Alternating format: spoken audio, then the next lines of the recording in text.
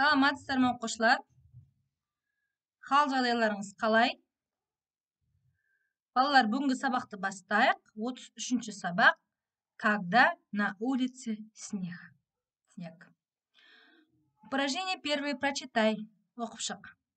Вот уж месяц снег идет. Проводили Новый год. В снежной спячке вся природа. Подскажи мне время года. Балалар, міне бір ай болды дейді қар жауып жатқанымызға. Жаңа жылды шығарып, ескі жаңа жылды шығарып салып, жаңа жылды күтіп алдық. Барлық табиғат мүлгіп, ұйықтап жатыр. Бұл қай мезгіл? Әрине, бұл қыс мезгілі, зима. Енді келесі жаттығу. Балалар, енді екінші жаттығу тыңдап, жаттап алуымыз керек. Детство, балалық шақ туралы. Вот моя деревня, вот мой дом родной, вот качусь я в санках по горе крутой. Вот свернули санки, и я на бок хлоп. Кубарем качусь я под гору в сугроб. Балалар, енді бізде осы қарамен жазылған сөздер бар екен. Сол сөздердің ішінен қайсысы прилагательный, қайсысы существительный және қайсысы глагол екендігін анықтап жазуымыз қажет. Яғни, дом родной. Бұл дегеніміз, балалар. Дом какой? Дом родной. Міне жазып қояйын. Дом какой?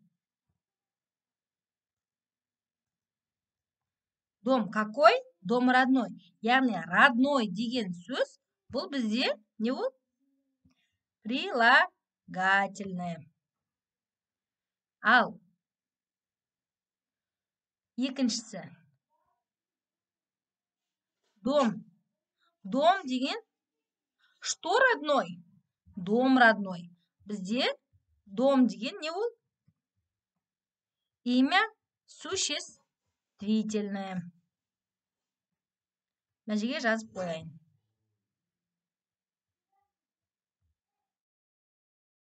Дом – это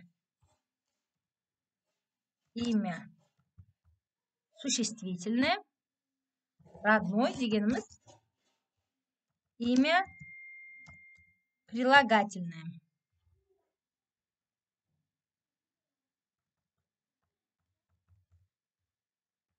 Енді ары қарай свернули санки.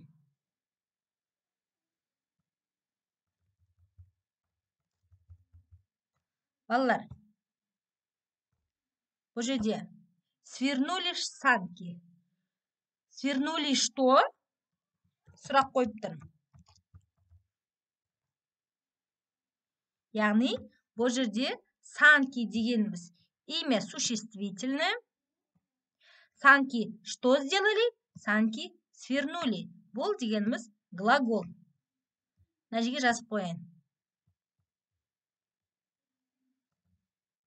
Санки – это имя существительное.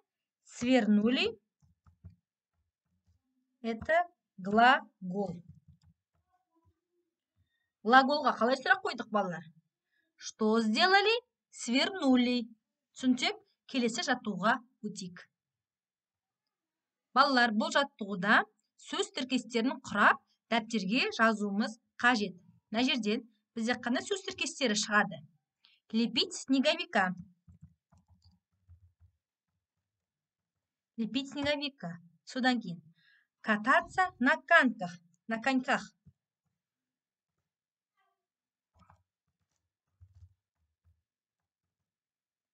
На коньках. Сосын. Играть в снежки. Қаратысып ойнау. Тағы да. Кататься на лыжах. Шаңғы тебу. Кататься на санках. Шанамен ойнау. Балалар, түсіндік па? Бұл осы сөздер арқылы біз сөз тіркестерін құрап жазып шықтық. Келесі жаттығуға өтейік. Ал енді балалар, келесі жаттығу опиши картинку. Яғни, начало. В какое время года это происходит? Бұл қай мезгілде болып жатыр? Негізгі. Как и во что играют дети? Балалар нені, қалай ойнап жатыр? Қандай ойындар ойнап жатыр? Және соңында балалардың көңіл күйі қалай? Осы сұрақтарға жауап бере отырып, астындағы тірек сөздерді қолдана отырып, біз текст, яғни мәтін жазуымыз қажет. Балалар, міне мен жазып шықтым. Пришла зима, встретили Новый год. Қыс келді, жаңа жылды күтіп алдық. На каникулах ребята каждый день собираются возле горки. Алан и Алдияр лепят снеговика. Даняр и Нурлек катаются на санках. Девочки катаются на санках. Хотя все падают, всем очень весело. Дети и завтра придут кататься на лыжах. Балалардың барлығы каникул кезінде сырғанақ тебуге жиналып жатыр. Алан мен Алдияр аққала жасап жатыр. Данияр мен Нұртілек шана теуіп жүр. Қыздар да шана теуіп ойнап жүр. Барлығы құлап жатса да, құласа да, барлығының көңіл күйі өте көтеріңкі. Олар ертең де ойнауға келеді.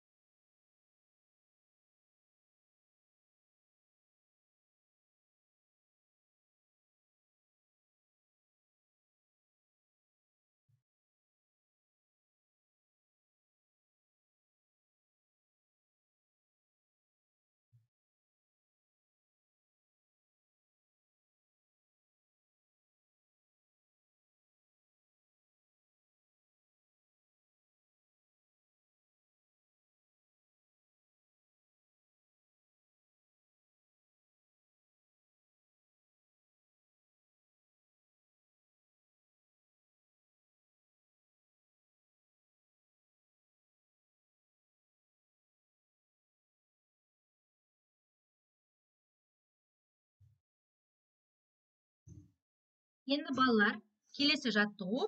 Расскажи историю, которые приключились с мальчиком. Мына балаға қандай жағдайлар болды? Суреттер берілген. Осы суреттерге қарай отырып, қандай әңгіме құрар едік? Балалар, сначала мына балаға ат қояйық. Назовем его, например, Диар. Диар вышел играть во двор в снеговика. Он хотел слепить снеговика, ол аққала жасағысы келді. Поэтому он весь день собирал снежки для этого. И когда наступил вечер, он не хотел оставлять своего снеговика на улице. Поэтому принес клубок в дом и оставил его на ночь, чтобы завтра продолжить играть с ним. Но когда он проснулся утром, не нашел своего колобка, да? И оказывается, он растаял, ол еріп кеткен. Түсіндік пе, балалар? Балалар, мына жерге мен жаңағы айтқан әңгімемді қысқартып мәтін ретінде жазып қойдым. Диар лепил своего снеговика весь день. Вечером он хотел оставлять, он не хотел.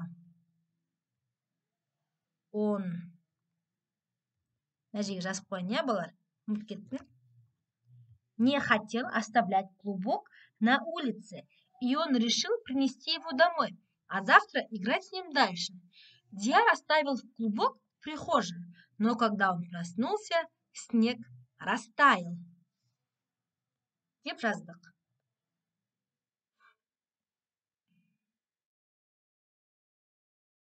Келесі жаттығу балалар бізде. 6-шы жаттығу оқы дейді. Хорошее настроение отличное здоровье дейді. Көңіл күйің тамаша болса, сенің денсаулығың да мықты болады деген сөз. Балалар, қалай түсінеміз? Адамның негізі әрбір күлкісі өмірін ұзартады дегенде бар, білесіздер ме? Яғни, адам барлық уақытта көңілді жүрсе, әрбір затты жеңіл қабылдаса, барлығын тек қана негативпен, жаман оймен қабылдамаса, адамның денсаулығы да мықты болады деген сөз. Балалар, осымен бүгінгі сабақ аяқталды. Келесі кездескенше сау, сәлемат болыңыздар.